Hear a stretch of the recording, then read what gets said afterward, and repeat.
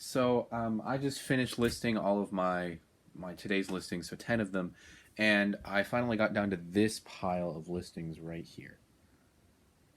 This pile is my, I guess I could say, grail pile.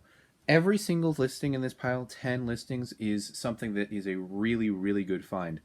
I'm going to go through it in just a second with you. Haven't even cut the tags off yet. But I wanted to talk about this because this is one of the methods that I use to motivate me listing. Because listing stuff that you don't really think is going to sell very fast and you don't think is going to be give you that much profit is not really something that's fun. But when you're listing something that you know is going to profit you like 50 bucks, even if it profits you 20, 30 bucks, that's just a lot more gratifying because it feels like your work. And your work is legitimately making you more money when you list those items. It's just that, of course, you can't find those items all the time, and so you have to supplement with the filler items, which are not bad at all. So here we got this shirt. This is, as you can see, Reliance Garments, size large, Guidebook Co. America. These sell really well. This has a small hole in the pocket, but it is not even like that big of a deal because this shirt should sell for minimum 25 plus shipping with that hole. The shirts were selling for a lot more than that, selling for 40, maybe even $50, but those were a little more crazy with the design. It's the first time I found this brand.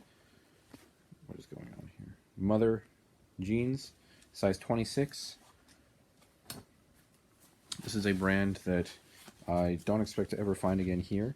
Massive. It's a sort of Cry Precision adjacent brand. This is a lightweight technical jacket.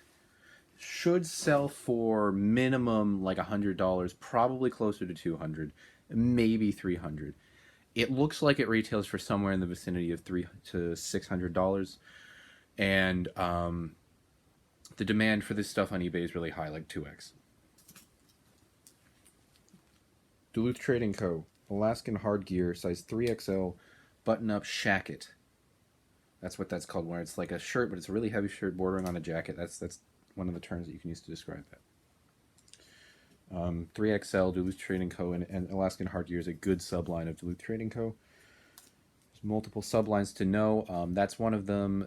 Their parkas tend to do well, and also the what is it called? The Flex Fire Hose subline, which you'll find the pants and shorts of. Those have really high sell-through. I think it's like 3 or 4x. Sold a pair of pants for 30 bucks in like less than a day. Free Fly hoodie. Free Fly, another really high demand brand. They make bamboo clothing, just universally in demand. I'm coming up on two. This is 2 polo shirts, both from, where is it? Lululemon. Lululemon. If this is a tip that I haven't really heard anybody else talk about, but these Lululemon tops that have this sort of mesh here, as you can see, there's a mesh that's breathable. Those almost every time, I think there's exceptions, but almost every time those are going to be part of the tech line. That's in women's, it's going to be like a Swiftly Tech. In men's, it's going to be the Metal Vent Tech. These polos, Metal Vent Tech polos, are in like 5x demand and they sell for like $50. So these are probably both $50. Just going to make a one multiple item listing. Both were 7 at a Goodwill. Would you look at that? It's another Lululemon. This was $7 as well. It's a pair of joggers, size 6. Pretty basic, but not a big deal. This is a pair of technical, I think Water Shorts was the name, from Columbia. Pretty high demand on these and pretty good money, maybe 25, 30 plus shipping. Probably the worst item, but I got this for $1 at a garage sale, so not that big of a deal. And finally, a Duluth Trading Company floral button-up shirt, women's floral button-up shirt, in a size XL, almost 2XL thrown those. So that is my that's my listing pile. And listing that is really fun. Listing other stuff that I don't really make as much money on is not as fun. But when I have this, what I do is I put this at the absolute end of my listing. So when I get my big haul, I will put this as the last portion that I list, and I get to look forward to that as the week goes on. That works really well for me. May or may not work for you, but it's an idea. Maybe try implementing that type of thing into your listings. I've also attempted to implement making sure that I never list anything, or I never go a day without listing something that I find that's really fun to list. Something like a really expensive jacket, or a really in-demand shirt, or a really cool vintage piece, and I always portion those toward to the at the as the last listing that I do. So again, I have something to look forward to. It pushes me to finish the listings, and it's really good motivation for me.